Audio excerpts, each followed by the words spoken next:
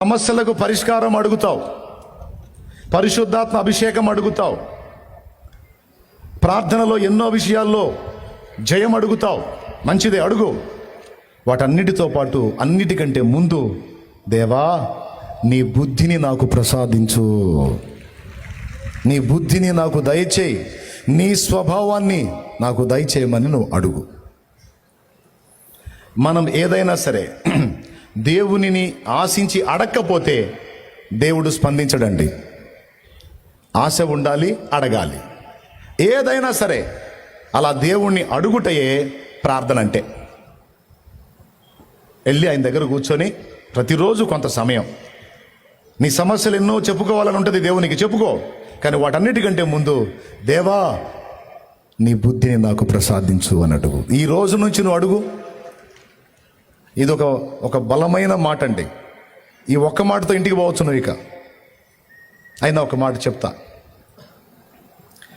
ఆ బుద్ధిని మన లోపలికి ప్రవేశపెట్టడానికి దేవుడు ఆశ కలిగి ఉన్నాడు. ఆ ఆశ ఎరిగిన నువ్వు అదే ఆశను ఆయన ముందు వ్యక్తం చేస్తే ఆమేన్ అంటాడు. అప్పుడు నీలో ఉన్నటువంటి ఆ దుష్ట స్వభావం, ఆ పాత ప్రాచీన స్వభావాన్ని దొళ్ళగొట్టి వెళ్ళగొట్టి తన దైవ స్వభావంతో నిన్ను నింపుతాడు. స్టార్టింగ్లో మనం ఎవరిని? మానవులమే. తర్వాత దుష్టుడి చేత శోధింపబడి ఏమయ్యాము? దుష్టులమయ్యాము. దుష్ట స్వభావాన్ని పొంది దుష్టులమయ్యాము.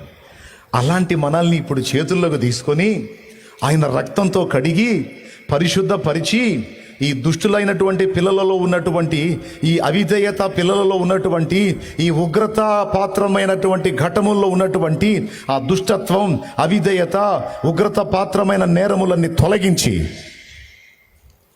దేవుడు తన స్వభావాన్ని మనలో నింపటానికి పని చేస్తున్నాడు.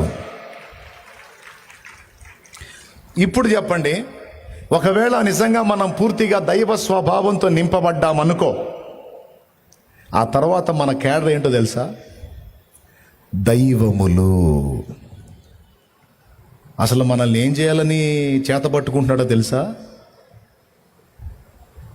దైవాలను చేయాలని కోరిక, ఆయన కోరిక. అది మన మీద ప్రణాళిక.